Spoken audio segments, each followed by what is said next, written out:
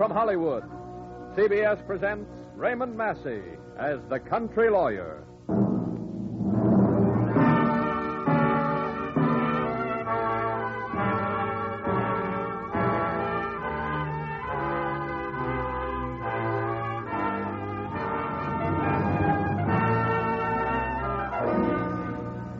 The Columbia Broadcasting System presents a one-hour treatment of one of the great American biographies of the century, Country Lawyer, the portrait of a dignified, strongly individualistic, and lovable personality, such as could have been produced only by the country town as yet unimproved by the automobile, radio, and the chain store. It is at once a human document of a man and of a profession, a remarkably vivid picture of American village life from the mid-'60s until just before the First World War. CBS takes pride in presenting one of the foremost stars of stage, screen, and radio, creator of the role of Abraham Lincoln in Robert Sherwood's unforgettable drama, Abe Lincoln in Illinois. Raymond Massey as the Country Lawyer.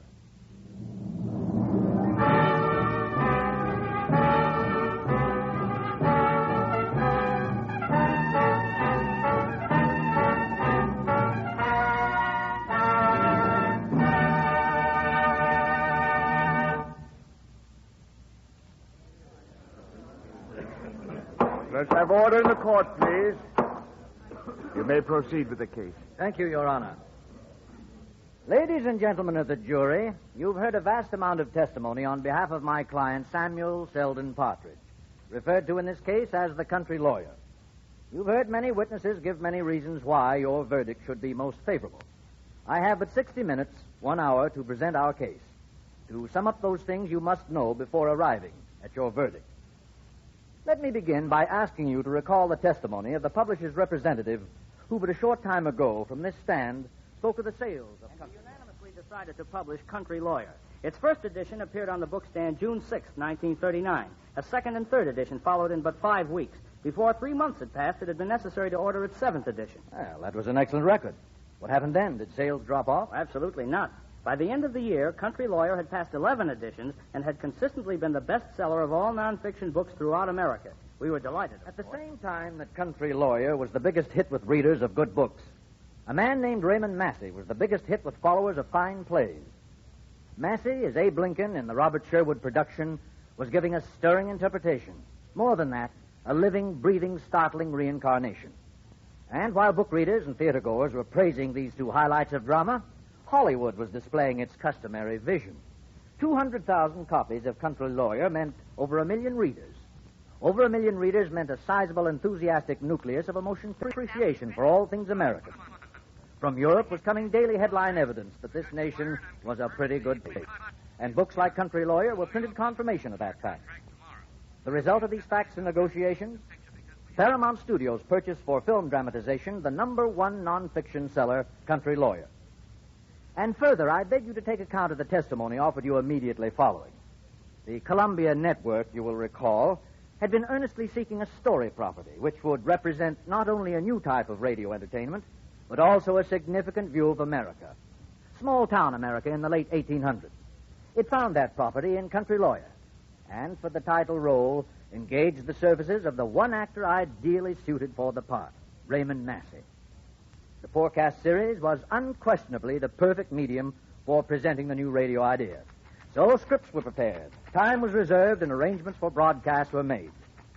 As the witness explained, the best-selling biography was transferred to the radio form, and the adaptation went to the Columbia Sound Department, where it was given an advanced study in order to anticipate all possible sounds.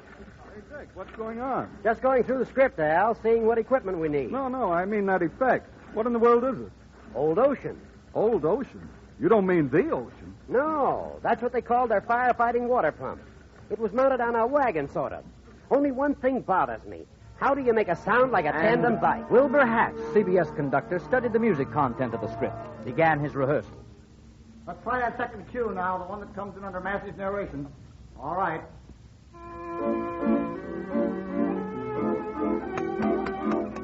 Oh, that sounds more like Boogie Woogie than an 1885 house dance. Come on now, put a nice pair of button shoes on. Okay, once more.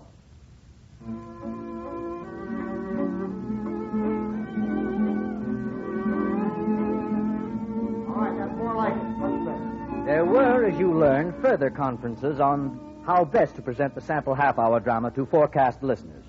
And it was in the program You know what I department- think? I think the listeners would get a kick out of how Partridge's son came to write this book. Just before they hear the drama, you mean? Yeah. Not a bad idea. Well, look, suppose we do this. Suppose we put a guy on the witness stand who'll explain how Bellamy Partridge... Oh, wait, I've got a better idea. We'll put Bellamy Partridge on the stand. That's what I meant. Here's what we'll do. We'll have Partridge start where he goes into his father's office to take over. You remember? And how when he's rearranging the furniture, moving his father's desk, he came across that... It was a heavy desk, and as I moved it, one of the end panels came loose and fell out on the floor. When I picked it up to replace it, I discovered that it was the removable door of a hidden compartment. I'd known that desk for over 20 years and had never known of that secret cubbyhole. But my father had. For inside, I found a bundle of old letters, a bottle of Piper Heidsieck champagne, and further at the back, woolly with dust, a small black notebook. I'd never seen it before. Nothing was written on the cover, but when I looked inside, the first entry I saw was... strange and unusual cases encountered in my practice of law. I began reading, and as I turned the pages, something began to happen.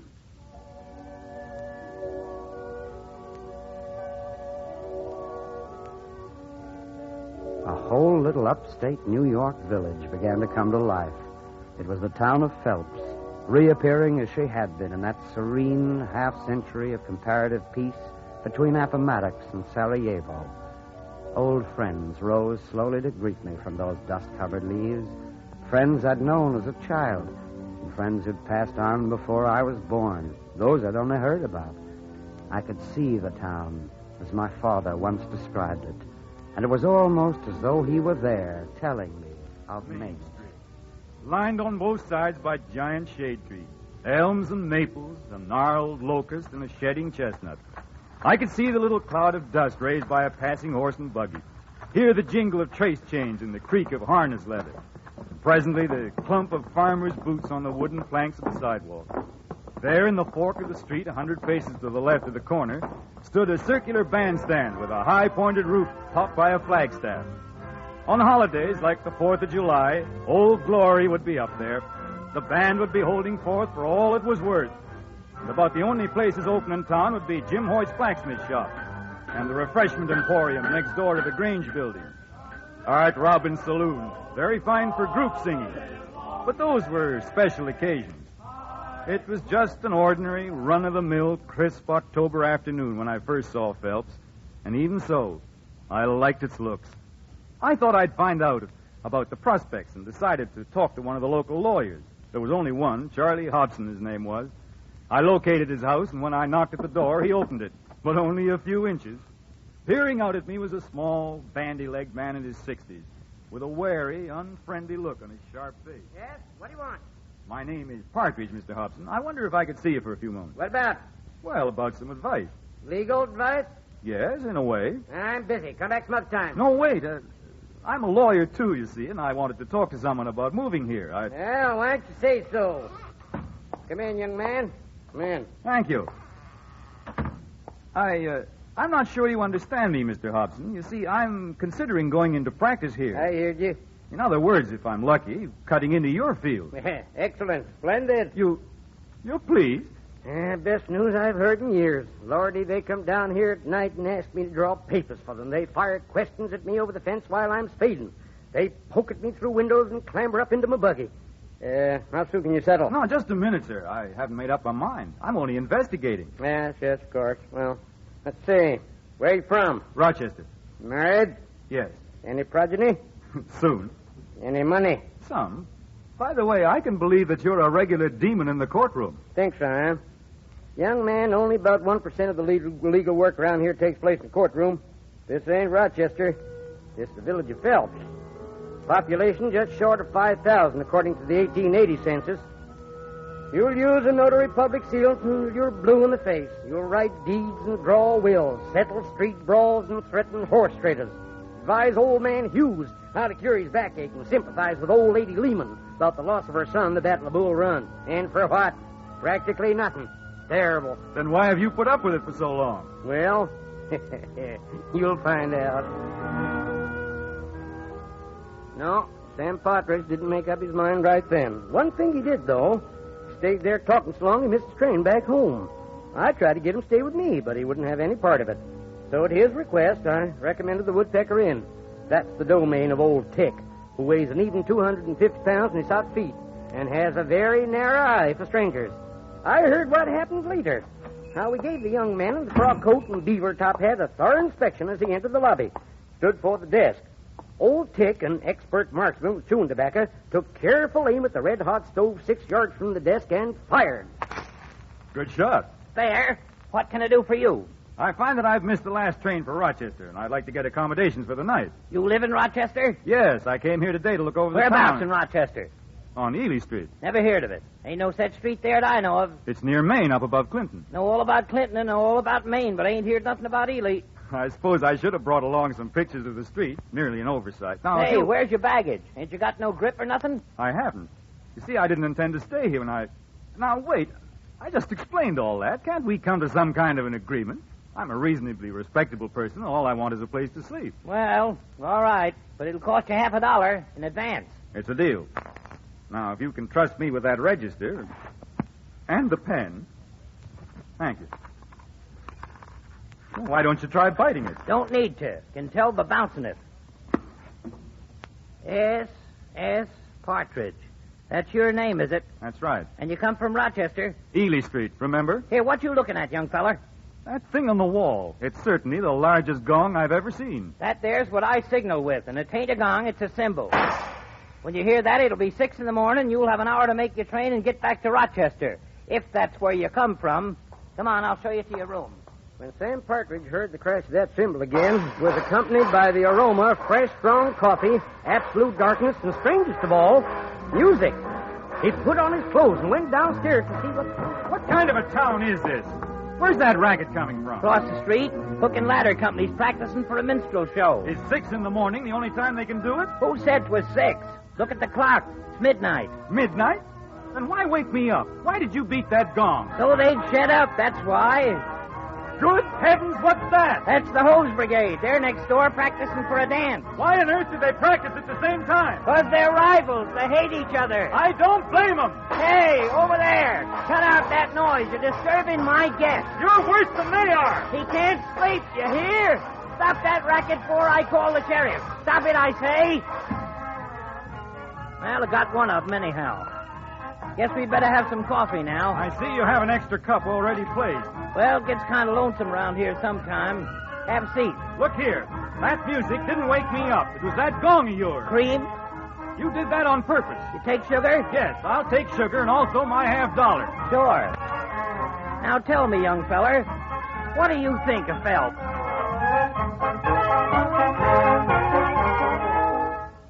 Well, sir, that was my first meeting with Sam Partridge. And as to what he decided about Phelps, all I can say is that the next morning he pulled out for Rochester. I guess that's where he really lived, all right. But 2 days later, he was back with his wife and a set of law books. He rented himself an office almost as fast as he bought a house. Pretty nice house, too, but kind of run down. Needed quite a lot of repair work. When he asked me if I knew a handyman around, I thought of Jerry Billin. I thought of him, all right, but I was a little worried about actually taking him over. Jerry didn't strike everybody in just the same way. By that I mean I was practically the only person in town who could stand him. For a man of 50, Jerry had less and cared less than anybody I ever see. Just the same, I knew he needed the work, so I took a chance. When we got there, Mrs. Partridge, righty pretty little thing, too, was out in the yard working on a flower garden. When I introduced her to Jerry, she smiled, brushed the dirt off her hands. How are you, Jerry? All right. How's yourself? Well, I'm fine. I understand you're interested in doing some work for us, Jerry. All depends. What kind of work is it? Nothing much, really. We need the fence painted and some new screens put up, and, of course, the well that's here now isn't so good. Oh, yes, and the cellar could be deepened, and just odd jobs. Be odd if one man could do all of them. How much you paying? I couldn't really say. Mr. Partridge will be here in a minute. You can take that up with him. Yeah, if I take the job, you mean? You crazy fool, you ain't got the sense of a goat. You ought to... Tick, how dare you? Huh? What'd I do? Why, you know what you did. You You mean he spit, ma'am? right on my new garden. He'll ruin it. Why, heck he will. That garden's already ruined. Well, I suppose you know all about it. Yeah, just about. First thing, you got it placed so it'll be washed clean away the first heavy rain we get. The second thing, that soil there wouldn't grow a blade of grass. And next place... Oh, hello, Dick. Glad to see you. Oh, Sam. Say, Sam, this here's Jerry Billings. He wants to see you about work. Yeah, now hold on there, Tick. There are a couple of things I want to ask you first, mister. You got a good set of garden tools? Fairly good. We expect to add to it. Yeah, and what about a place to sleep? You got a tool shed or anything? Well, I suppose we could arrange accommodations. Do you go to church? Why, yes. Look here, are we hiring you or are you hiring us? I'll take the job. You? Well, that's awfully good of you. Just how much are your services worth? Well, nothing, I guess. I'd kind of like to fix up this garden.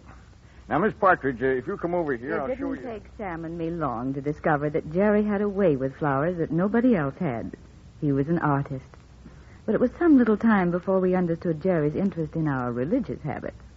For 6 weeks in a row, he went with us to the Presbyterian church, and then suddenly he stopped. And it wasn't until I was talking one day to Mrs. Abrams that I discovered. No, Mrs. Partridge. I hope I'm dropping down dead if I'm lying. But your man, Mrs. Partridge, your Mr. Billings, he joined the synagogue. Every Friday night I see him sitting there, his hat on his head, a beautiful look on his face, listening to the voices, and not so much as moving our hands.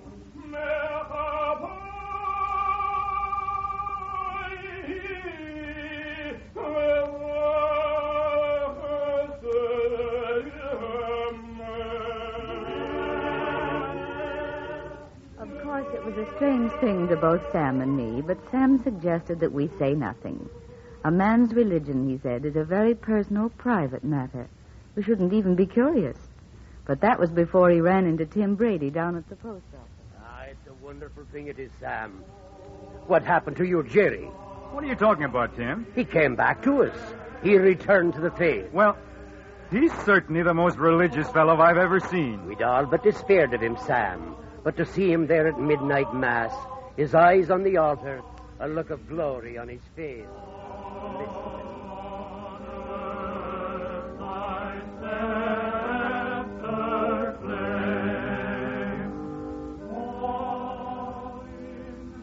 I think it must have been a month later when Sam was walking down to his office that he ran into... Oh, Miss Partridge! Can I see your minister? Certainly, Fremont. What is it? It's about that man of yours. Say, is he crazy? He's joined your church. Oh, nothing. We don't want him. Only we don't know what to do with him. He's been coming down there every Sunday night now. He don't make no noise. He just sits there and listens. Sit there and listen. Not Mr. on the brother, but it's me all along. Standing in the need of prayer. It's me. So curiosity got the better of us. And that evening, while Jerry was hoeing in the garden, Sam went out to talk to him. Jerry, I don't like to pry into your private affairs, you understand, but... What is it, Mr. Partridge? Well, there's something I'd like to know. Why don't you ask me? Jerry, how many different churches do you belong to? Most all of them. Well, don't you find that they conflict with one another just a little? Their doctrines, their teachings? Their teachings? Who cares about that stuff? I like the music.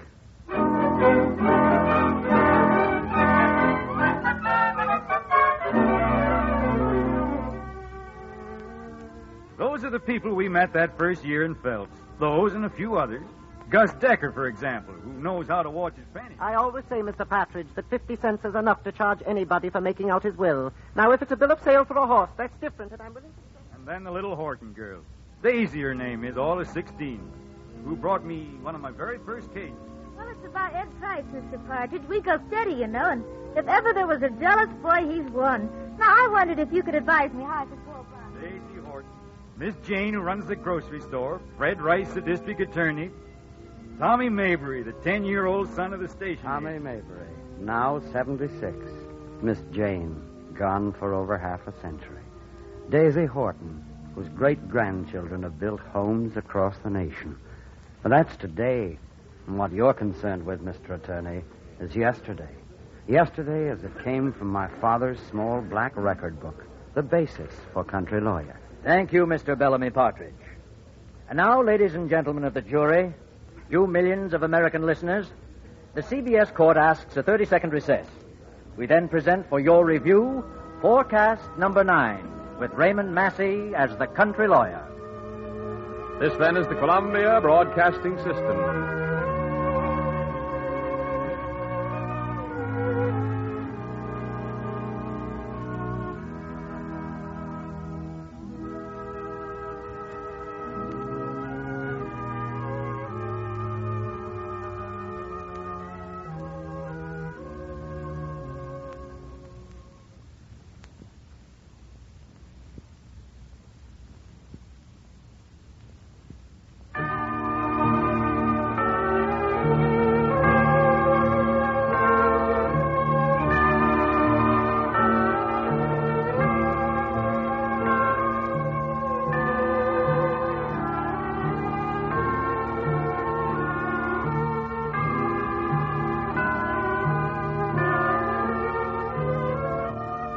The Columbia Network presents the first in the new series based upon the best-selling biography, Country Lawyer. The simple story of a simple American, Samuel Selden Partridge. Country Lawyer, starring the distinguished actor of stage, screen, and radio, Mr. Raymond Massey.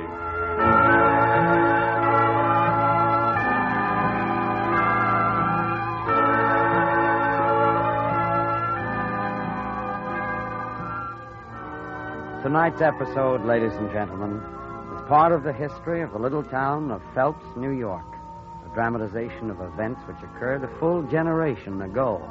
It's an odd tale, this episode, and yet, were you to place it beside the famous, remembered chronicles of your own hometown, you'd find it quite at ease. It is, then, a part of that vast catalog of fabulous truth which forms the splendid, enduring pattern of American life. It's true, of course, that it comes from Sam Partridge's small black record book, straight from these faded, dog-eared leaves. But it's your story just the same, this case of the Bill of Rights. Page 41, 2, 46, 47. September 10th, 1885, it's dated, and written in my father's neat, precise hand. It begins near the bottom of the page. Night of our first house dance, one of the warmest evenings we'd ever had in Phelps, but only a little warmer than what we'd been having for weeks. No rain, and everything so dry that the sparks from a horseshoe hitting the pavement could start a roaring brush fire before you could say Grover Cleveland. As a matter of fact, there had been quite a number of these fires lately. Ern Skinner's livery stable, for example, had almost gone up the week before. Nevertheless, there wasn't the slightest bit of uneasiness the night of the party, and all of our dozen or so guests seemed to be enjoying themselves. Even J.C. Hellman, who runs the bank and normally has the sourest face in Ontario County, was smiling a little. I can see him now dancing with Emma over near the orchestra.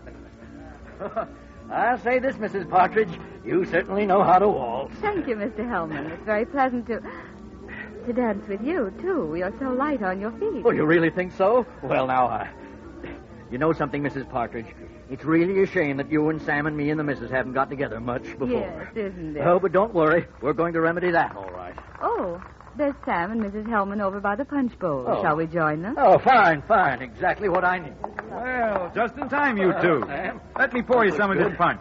Emma? Thank you, Sam. I don't care how good it is, just so it's cold. Afraid you're going to be a little disappointed, Mr. Hellman. The ice supply is about gone. I sent Jerry out for some more, but he's late getting back. Oh, Jerry Billings, is that? Yes, he's probably got into an argument with somebody. Honestly, Sam, I don't see how you put up with that fellow of all. Now, J.C. That man's the orneriest old cuss in town. And the best gardener in the state.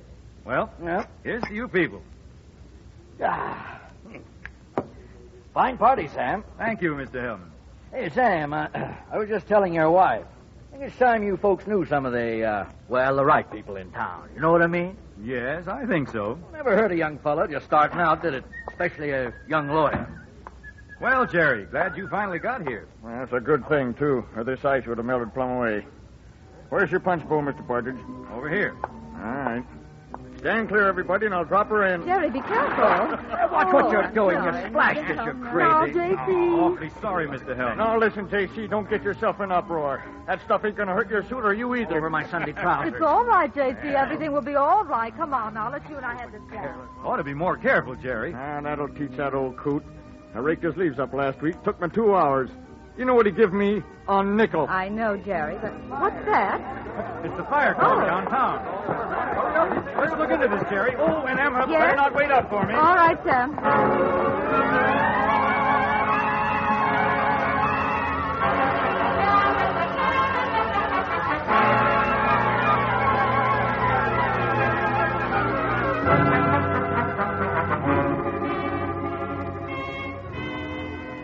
The fire, we learned, was just back of the Woodpecker Inn, Gus Decker's house.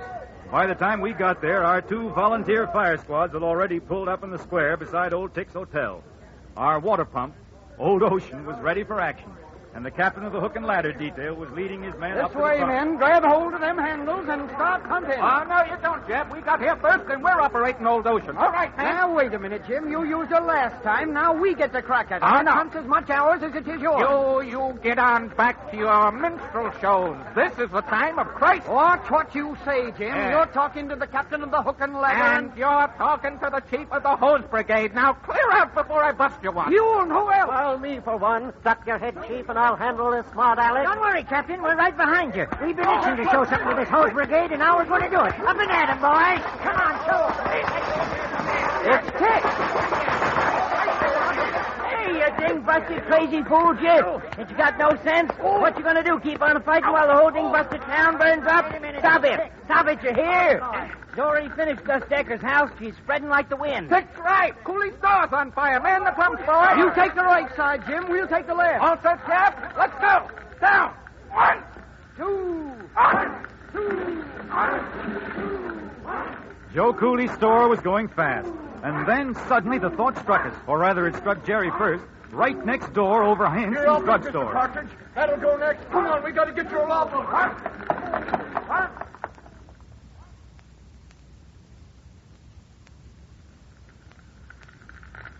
It's already hit the steps, Mr. Partridge. It can't go up there. Well, you can't either, Jerry. Come back here. Get off them steps, Jerry. Mr. Partridge. They won't hold both of us. You'll be trapped, Jerry. Come back here. You just stand there. Catch these books when I throw them down. Look out, Jerry. Here they go. Look out, they'll knock your head off. Here comes some more. Watch it. Look out, Jerry. Well, Sam, that's that. Hotel all right, Tick? Just scorched the south wall a little. How about your office? Saved most of my books, thanks to Jerry. 2 stores and a house.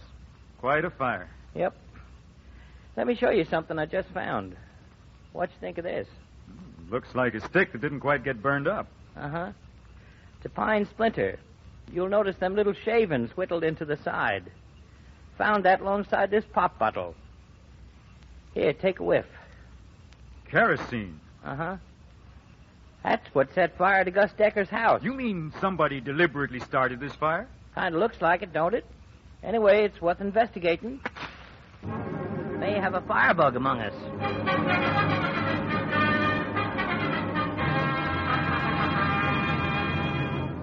Firebug? Firebug? Firebug? Firebug! There's a firebug around here. Arson, that's what it is. It's a pyromaniac. Who's that man? What's he doing here? It's a firebug. You don't know who it might be. Who's that man?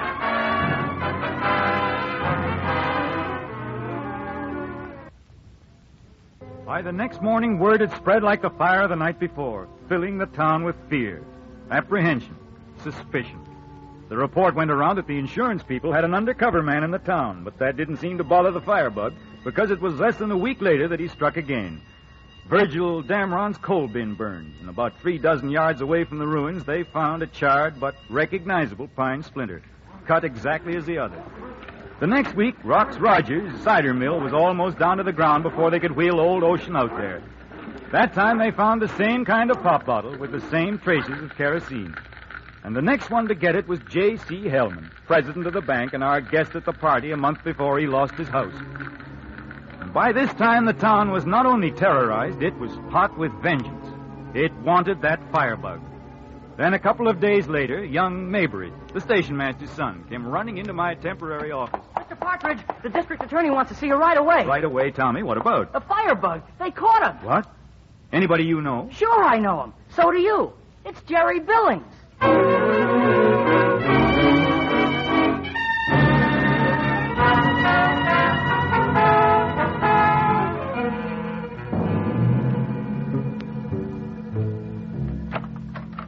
Jerry. Hello, Mr. Partridge. There he is, Sam. He asked me to send for you, so I did. Thanks, Fred. This isn't true, is it, Jerry? You didn't do it, did you? No, sir. They're all wrong about this, Mr. Partridge. They're just trying to find somebody they can blame it on, that's all. I know, Jerry. Fred, you got the wrong man. Afraid not. The insurance fellow over there caught him half an hour ago. He was burning some leaves back at the city hall, and he used his regular tools. A bunch of whittled pine splinters. Well, but I always use and them. a That's pop what bottle full of kerosene. Well, I found it. Can't understand anything. Look here, Fred. That's not enough evidence. Not to start with. Take him away. All right. Can't you talk some sense into these loons, Mr. Partridge? Oh, come on, Billings. Don't worry, Jerry. You'll be represented all right. By who? By me. Are you crazy? Never more serious in my life. I believe in that man, Fred. I know him. How long have you known him? Oh, a year or two, ever since we moved here. We've known him all his life. He's a troublemaker, Sam, and outs with everybody. He fits this charge to a T, and I'm going to send him up. Not without a fight. Don't be a fool, Sam. This town's hotter for blood than I've ever seen it. They hate the man who's been burning their homes, and they're not going to love the man who sticks up for him. Now, listen, Sam. You're new here. You need all the goodwill you can get, and you can't get it by defending a firebug. Maybe I can get it by saving an innocent man. One thing's certain, Fred. I'm not going to stand by and see Billings turned into a sacrificial offering. A victim for a lot of people too angry and excited to know what justice is. Well, I was only trying to save your career. You'll see what I mean when that trial comes up.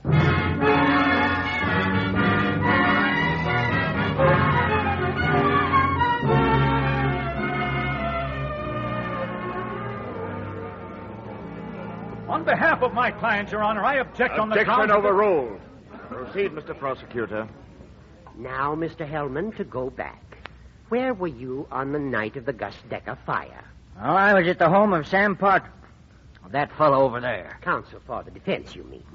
And was the defendant there? Not at first. Was he, for instance, there at 7:30, the time the fire broke out? No, sir. He was downtown near Decker's house. Objection. The witness has no way of knowing where the defendant was. He knows very well the defendant went after ice. And right after he came in, the fire alarm sounded. All I know is he was gone long enough to start off 10 fires. Your Honor, I object to the way this witness is allowed to say anything he chooses. This is a deliberate attempt The conduct of this trial is not the province of the defense, and I warn him to respect the dignity of this court. Proceed, Fred. Thank you. Tell me, Mr. Hellman, did you ever notice any antipathy, any ill feeling between the defendant and Gus Decker? Yes, I did. On what occasion? Well, it was just before Gus's house burned. Gus was at my place on a matter of business. Seems he wanted to buy into the West 40 over near Miles Creek, and I... Just stick to the question, Mr. Hellman. Oh, yes. Well, anyway, Billings saw him come in, and he yelled up to me and said that if I gave Gus any money, I needed my head examined. Well, naturally, Gus didn't like that, and he called Jerry a tramp. What did Jerry do? He called Gus a skunk. Said he'd get even with him. I see. And have you personally had any difficulties with the defendant, Mr. Hellman? I object. That question is entirely irrelevant and has no place I disagree, Your Honor. Mr. Hellman's own house was destroyed in these fires, and I intend to establish a motive for that occurrence. Objection overruled. The witness may answer. Well, yes. Billings has always had it in for me. Now, just recently, for example, he cleaned up my yard. And even though I paid him $1 for his work... That's a dirty lie. That old skinflint never paid me more than this. Jerry, sit down. Your witness, Counselor. No cross-examination.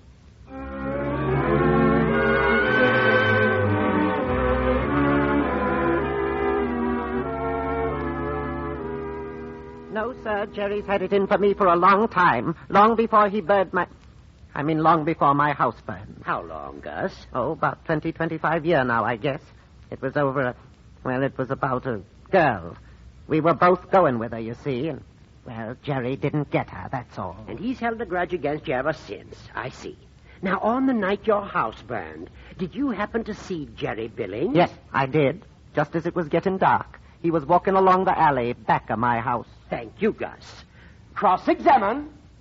If you please, Gus, about this old romantic rivalry between you and Jerry. Yes, what about it? You say Jerry didn't get the girl. Did you get her? Well, no. What happened? Why, that good-for-nothing sneak told her about me and Mabel Spence, and that's the last I ever seen of her. And yet you continue to respect and admire Jerry Billings. Admire him? I wouldn't spit in his eye, the rotten, low-down... In other words, Gus, you're a somewhat biased witness. That's all. Thank you very much.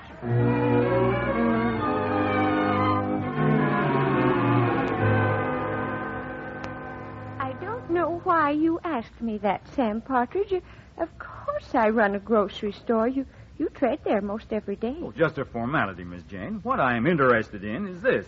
A while back, were you or were you not advised as to how to produce a quick fire in your store? Why, yes, I was. And what was the method suggested? A few sticks of pine splinters, well saturated in kerosene. And who suggested that? Why, that fellow up there, the judge. This entire testimony, Your Honor, is irrelevant, and I move that it be stricken from the record. Motion carried.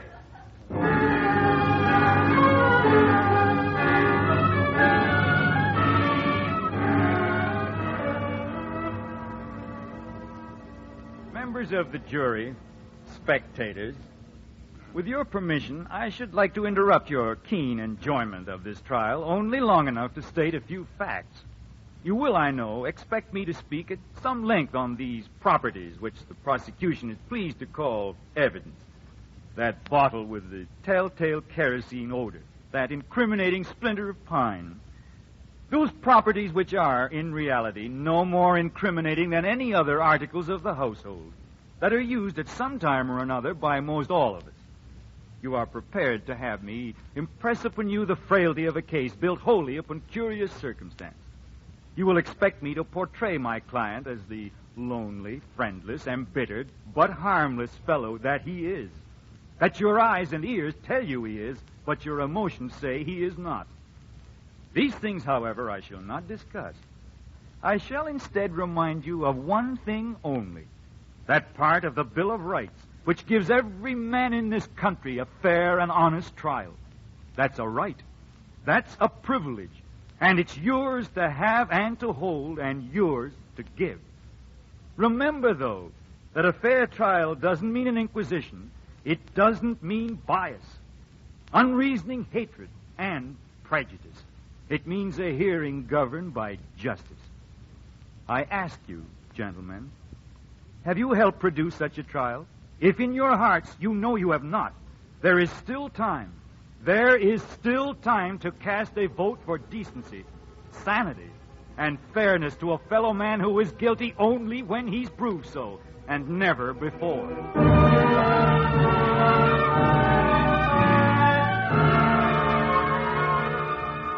And, moreover, you have seen the concrete evidence of this man's vile deed. The pine splinter and the kerosene. The insignia, as it were, of his foul, inhuman craft. You have been shown how for years he has absorbed hatred and jealousies until at last they burst forth upon a rampage of destruction. But like my learned opponent, I shall not dwell upon these facts. They are too obvious and too clearly established. I ask you only to gaze upon this defendant and see him for what he is. A lone wolf, a fiend, a dastardly sneak who hoed in our gardens by day only that he might burn our houses at night. Yes, gentlemen, when you file into the jury room to cast your fair and honest vote, remember this. If the truth were to appear blazoned in letters of fire on yonder wall, the words would read, nay, they would cry out, "This is the man."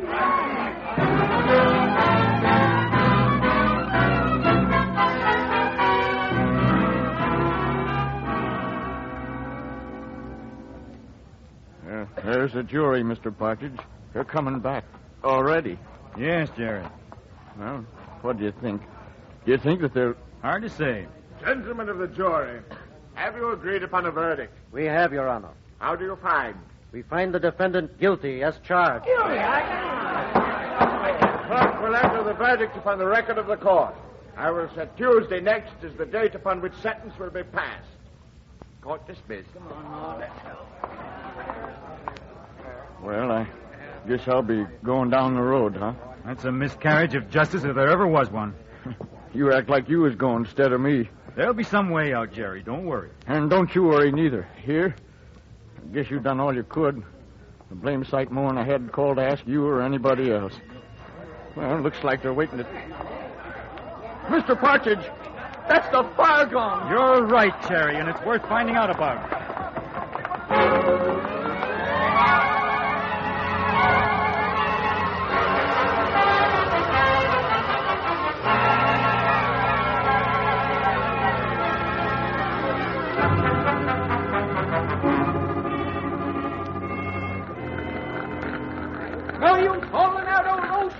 too far gone. Stand back, boys. That wall's gonna drop any second. Whose barn is this, anyway? Anybody know? Sure, Sam, I know. Whose is it, Dick? Mine. I sure never expected old Jerry to pick on me. How'd he get out, anyway? Get out? He didn't get out, Dick. Gus here and Hellman and I just left him. He's been right there in court for the last 2 days. That's funny, because I wasn't here more than a couple of minutes before I found this. A pop bottle. And these pine splinters. But then there's another one around. I don't think so, J.C. Maybe you didn't take a good look at this bottle. It's exactly the same brand as the others. And them splinters cut just the same way. No, sir, boys, we just ain't caught that fella yet. But that's wrong. We got the firebug. He's been convicted. It's Billings, I know it is. Don't see how it can be, Gus. It's a trick, that's what it is. Somebody's trying to fool us. In what way? How? By making us think there's another firebug, that's how. Oh, making us think there's a... Hellman, let me ask you something. Yes? When Gus here came to see you about that loan, why didn't you give it to him? Why, because he wanted too big a loan, and, well, he wanted it right away. I couldn't do it. What is this, Partridge? What are you getting at? The money you were after. I think I know what happened. When J.C. turned you down, you decided to get it by collecting the insurance on your house. So you set fire to it, and everything was fine. You're crazy. Until the insurance man learned about the pine splinters and kerosene and started investigating. You knew then you had to keep him away from you. What are you saying, Partridge? Suddenly, Gus, you heard people yelling firebug, and that was your answer.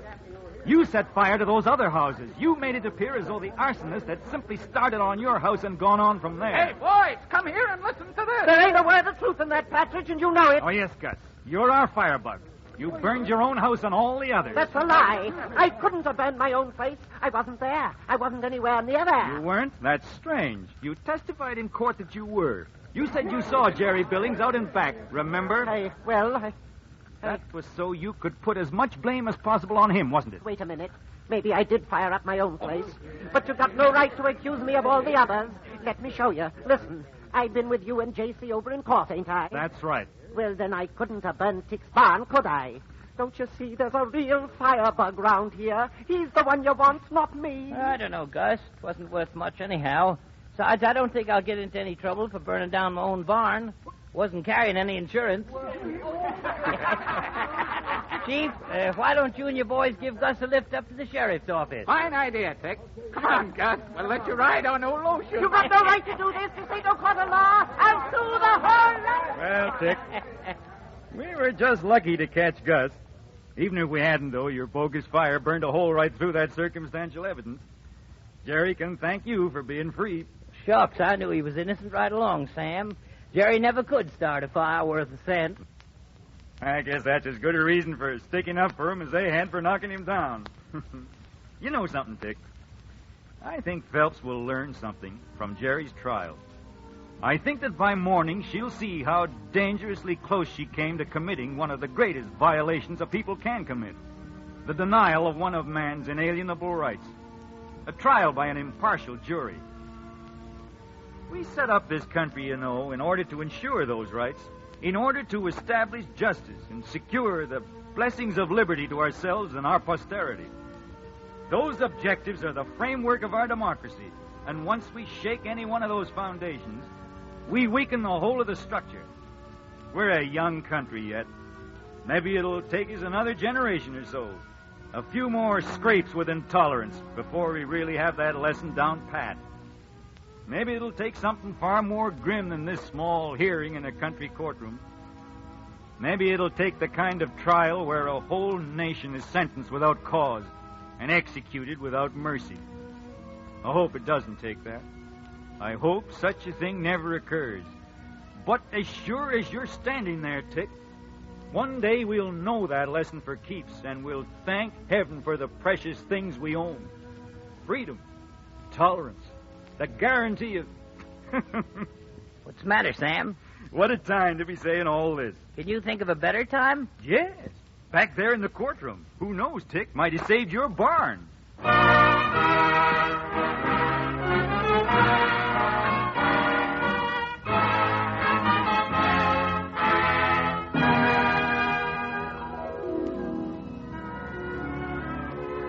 Ladies and gentlemen, CBS has just presented the first in its new series based upon the best-selling biography, Country Lawyer. The story of an average working man of a generation ago and his influence upon his own community.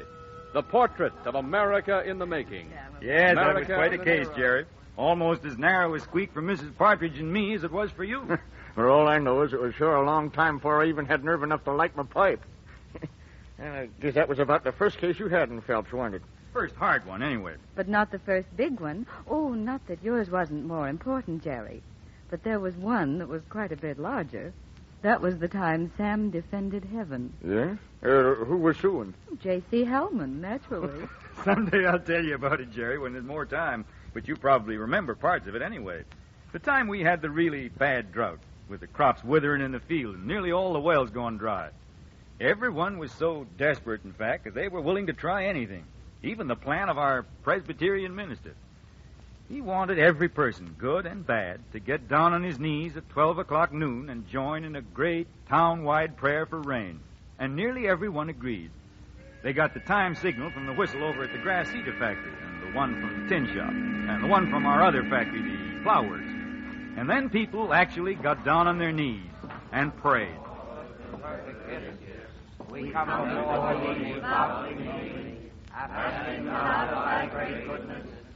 They prayed for 5 long minutes, and then they got up. They didn't say anything. They didn't even look at one another, and they didn't move too rapidly. But they did walk over to their windows and open doorways and gaze hopefully up at the sky. It was glaring bright, with the fiercest sun they'd ever seen. But by 1 o'clock, a few small clouds appeared. By 2, a gusty breeze began to blow. By 3, a tiny drop was felt. And in another minute, rain.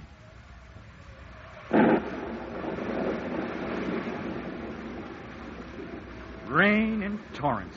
A full-bodied cloudburst with all the trimmings. Great peals of thunder and one never-to-be-forgotten flash of lightning.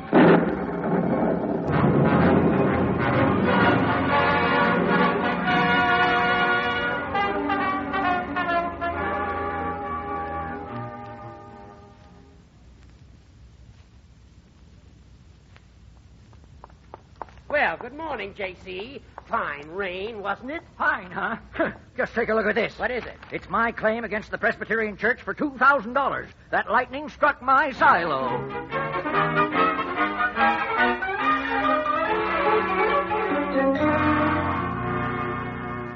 Yes, sir. J.C. Hellman sued the church for having produced the rain.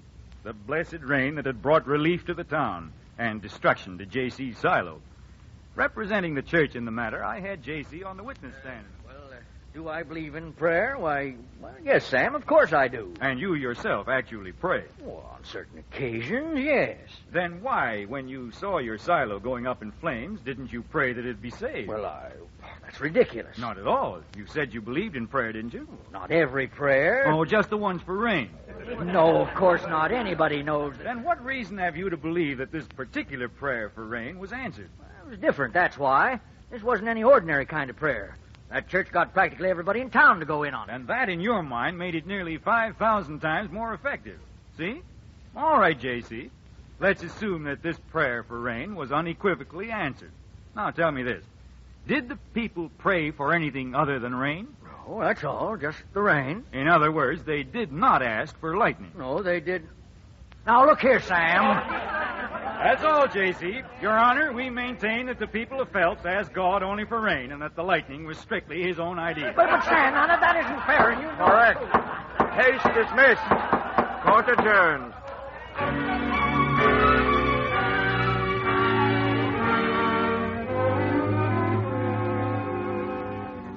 I remember that case, Mr. Partridge. But weren't there quite a lot more to it than that? Yes, Jerry, but it would take at least a half an hour to fill in all the details. You know, Sam, I've never been able to understand why you don't keep some kind of a record of these cases. Oh, I'm not an author, am I? I'm a lawyer. Yeah, but you're a father, too, ain't you? And how you know your kids won't want to know something about you? I call to mind one case right now. Little Daisy Horton. You remember that time she stopped you on the street? Mr. Partridge, I just want to tell you how nice you were to speak to Ed for me. Well, I hope it did some good, Daisy. He said you'd made him see the light.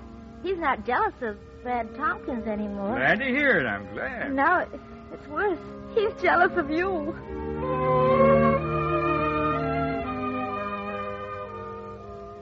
Daisy, I couldn't have been too bad at Cupid.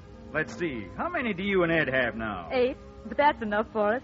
We only want a small family. But don't you see, Mr. Partridge, what happened after I saw you that day? The whole funny mix-up and all would make a wonderful story. And there's so many more. Well, like that trouble over Miss Jane. That time when she was so ill, when she had you draw up the will that would leave what little she'd made in her store to Tommy Mayberry. Her nephew. Uh-huh. To pay for his book learning, she put it. And you remember her brothers, Spence and Orrin, and how they didn't want there to be any will because then they'd get the estate. And blow it all in one fine spree. Of course, I remember, Daisy. Let's see, you were acting as Miss Jane's nurse and were there at the bed with Spence and Tommy when I brought the will over. No sense in your bothering Jane now. She's too sick. No, she isn't, Mr. Partridge. Not if you hurry. You have a pen ready, Daisy? Oh, no. No, you don't. Jane can't sign anything, and you know it. I ain't going to stand for this. And you... Pen, Daisy. By a bed.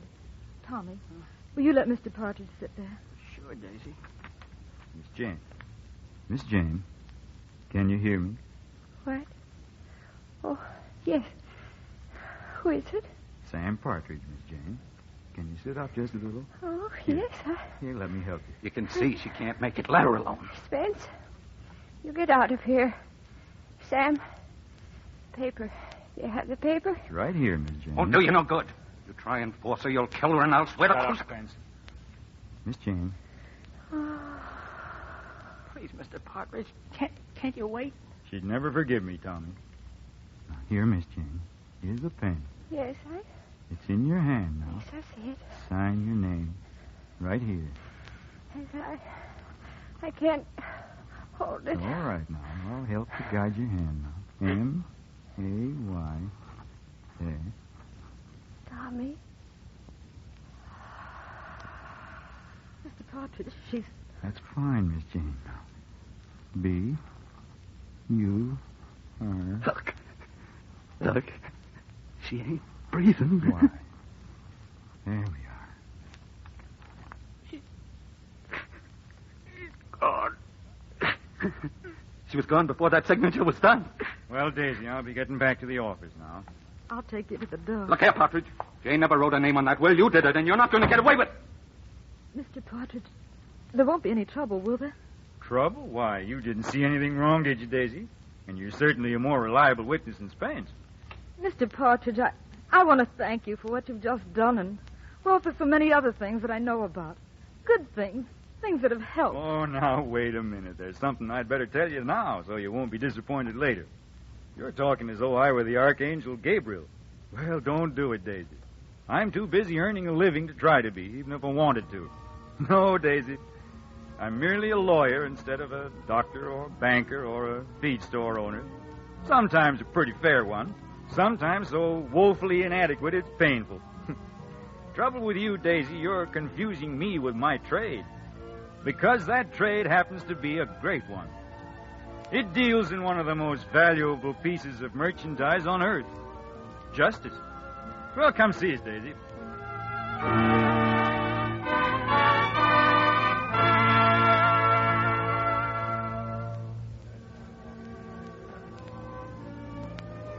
And now, may I call to the stand Mr. Samuel Selden... Excuse me, sir. I mean Mr. Raymond Massey. Thank you, Counselor. It would be pleasant, ladies and gentlemen, to think that the sample half-hour play you heard tonight brought to life a period you enjoyed meeting. And that goes for the few incidents we just presented. As you must know, they're more than incidents. They're whole stories, really, that are made to order for more half-hour plays. They're merely a few of the countless dozens to be found buried, like so much treasure, in the biography of Country Lawyer. I wish now to thank those who have helped to make this show possible. Charles Vanda, who produced and directed, Harold Metford, who wrote the script, and Wilbur Hatch, who composed and conducted the music score. I wish to thank Paramount Pictures for granting permission for the radio adaptation, and also in a more personal way for a very pleasant association in their Cecil B. DeMille production, Reap the Wild Wind.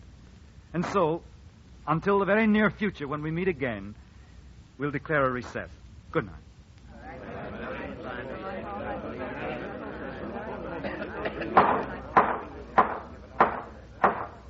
Court's adjourned.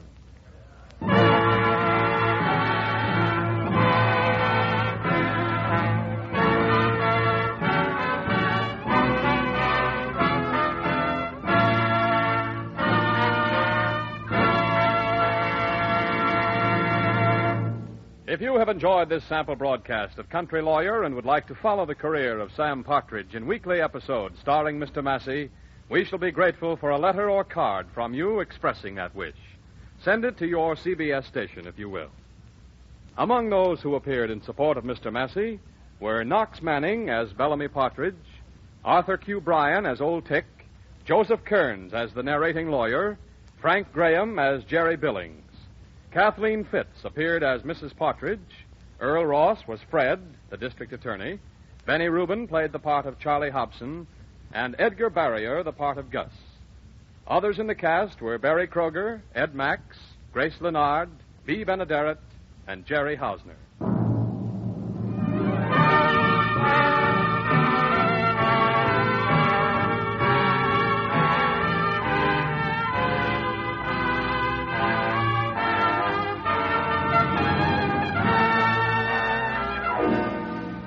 Next Monday, same time, CBS will present 2 more forecast shows for your approval.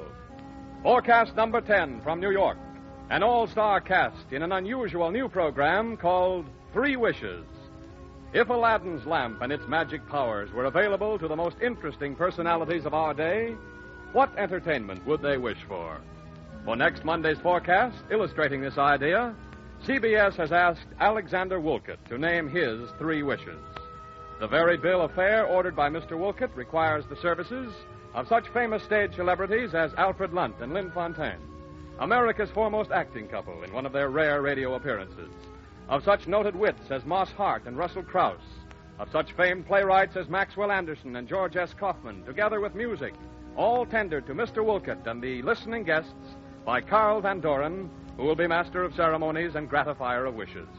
Forecast number 11 from Hollywood, Tony Martin, singing star of radio and pictures, versus Bert Lahr, the cowardly lion of comedy, in a new mixture of music and merriment, tentatively titled Search for a Sponsor. Linda Ware and Dave Rose and his orchestra will aid and abet Messrs. Martin and Lahr in their search. Until next Monday, then, at forecast time, this is Arthur Gilmore saying good night. This is the Columbia Broadcasting System.